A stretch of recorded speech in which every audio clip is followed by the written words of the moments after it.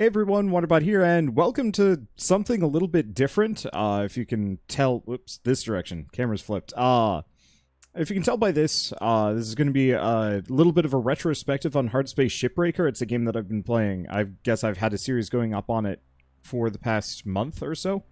Absolutely adore the game. It's probably one of the most unique and interesting games I've played all year, and potentially throughout my entire YouTube and Twitch career.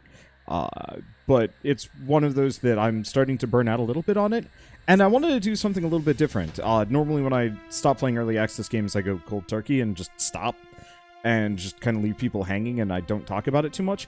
And I also don't really talk about, you know, kind of a closing thoughts on any game that I play, and so that's something I actually really want to do.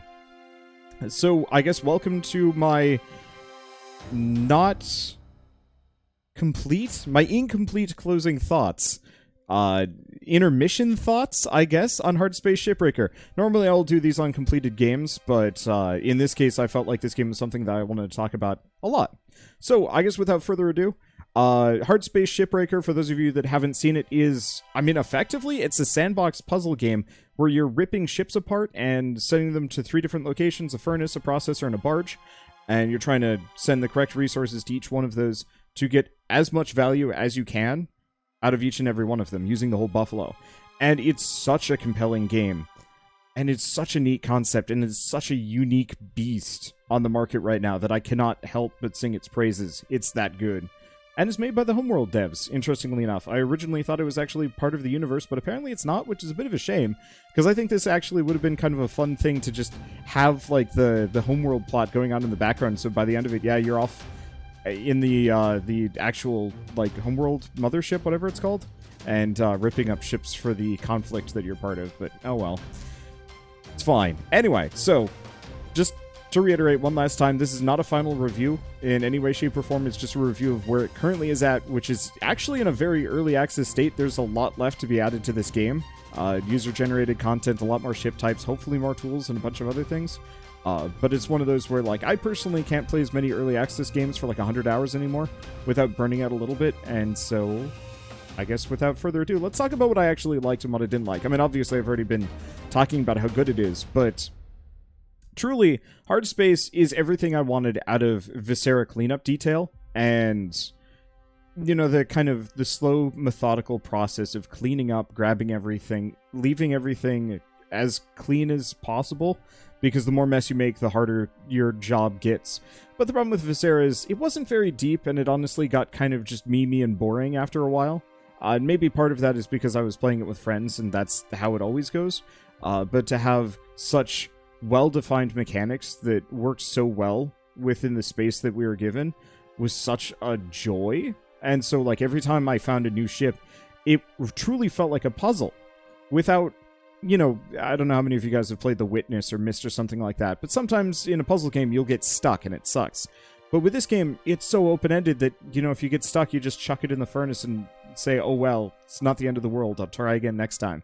And I liked that. It felt very freeing, but at the same time, the constraints of wanting to get as many mission objectives and as much money as possible out of the thing meant that I was constantly trying to optimize myself in a way that I've only ever felt like Factorio or Satisfactory have managed to achieve, where the challenge and the core gameplay loop don't really have to do with the actual gameplay itself. I mean, obviously it does, but it's more about my experience with it and the refining of that.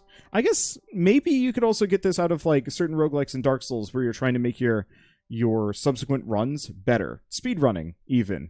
And actually, I've seen a couple of speedruns of Hardspace already, and some people are way faster than I am, and it's kind of upsetting. Other things to talk about: I like the visuals, I like spaceships, and they did a good job without making them. They looked very industrial, and they looked very in-universe. A lot of spaceships tend to be a little bit flighty. But, you know, this is kind of on par with a lot of the same industrial-looking ships that you see out of Star Wars, for example. And I even talked about this during the series, but I would absolutely love to see, once the user-generated content has been added, you know, maybe to see some kind of Star Wars knockoff ships being chucked in. I'd love to tear apart an X-Wing, but chances are that might be a bit small. Maybe a Republic cruiser. Oh, geez, that would be a bit much, but I'd love it. Anyway, it also breaks the mold.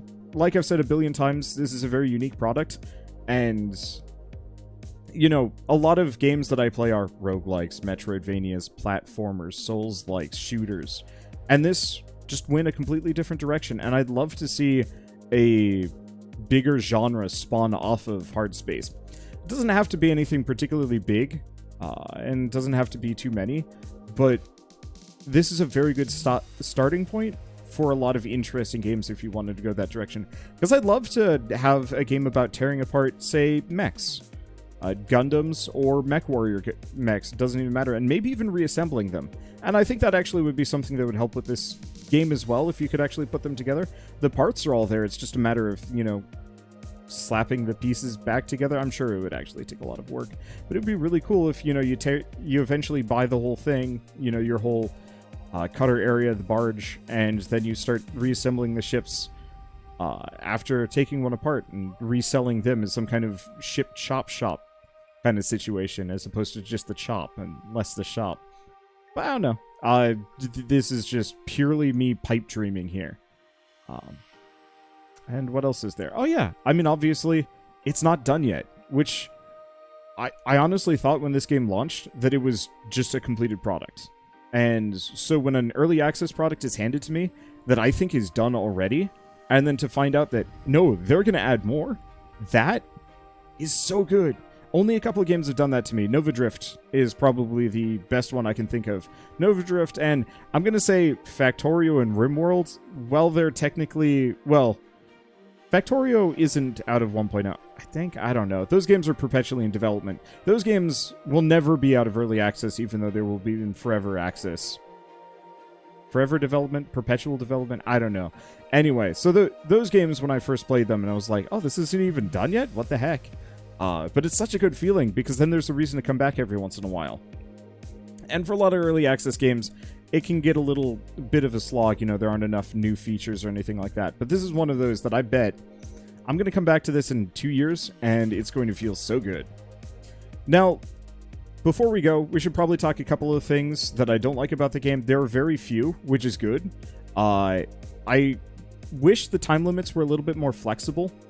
The 15 minutes weren't bad, but it would be nice if you could dump a little bit of money to have like a couple extra minutes just to finish up. I also wish that the upgrade system was a little bit deeper. Currently, it's just like increasing basic statistics, and I'd love to see a wider variety of tools. If you notice, a lot of these are just like minor bits. I really did like this game. There's not a whole lot wrong with it. This is honestly more feedback than anything. It was a little grindy, but I think a lot of that has to do with the fact that, you know, you really only had three tools. Your grav gun, the tethers, and then the cutter, and then some variations within. And some abilities within, but it's one of those that I would love to see drones that could gather all the small stuff for you. Maybe a mapper, a drill that drills through a hole but lets out oxygen, or who knows what. Maybe even explosive charges to blow up some of the bigger bits. Because if, you know, once I've ripped everything out of a ship, I almost kind of would like to be able to blow some of it to hell and back again, just so I can shotgun the parts into the furnace instead of having to go, you know, big pieces in. But I just want to have more toys, and it'd be really neat if there was a loadout system where you had to pick and choose. You know, new ship, what do you want? Do you want the cutter? Do you want the grav gun? I mean, okay, maybe those are your defaults, but then after that, do you want the drones? Do you want a better scanning tool? Do you want maybe like a grav bomb that collects things together? You know, just a bunch of little toys to make the experience a little bit more varied would help a lot. And speaking of varied, more ships. But obviously they're going for user-generated content, so for Lucky, that means that will at least be solved by the greater community as a whole, which is good.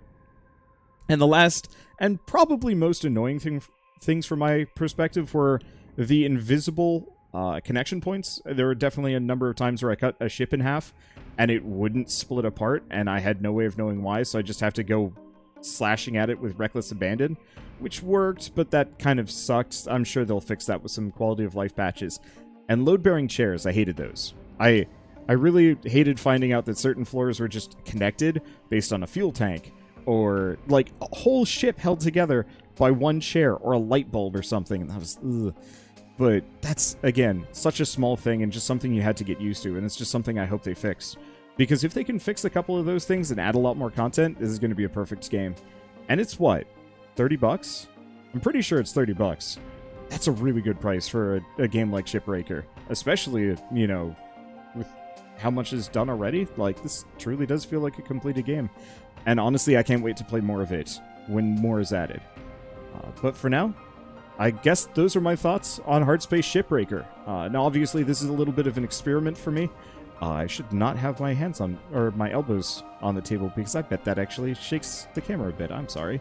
Like I said, it's an experiment. I don't do this sort of thing often, but I'm trying to do more kind of unique content that is not just an immediate Let's Play. So if you have any feedback, let me know. And if you have any other games that I have played or am currently playing that you specifically want me to do these retrospectives on, please let me know, because I only have so much time, and I'd like to focus on the ones that people want to hear my thoughts on. And I guess for now, thank you all so much for watching. I'll see you next time.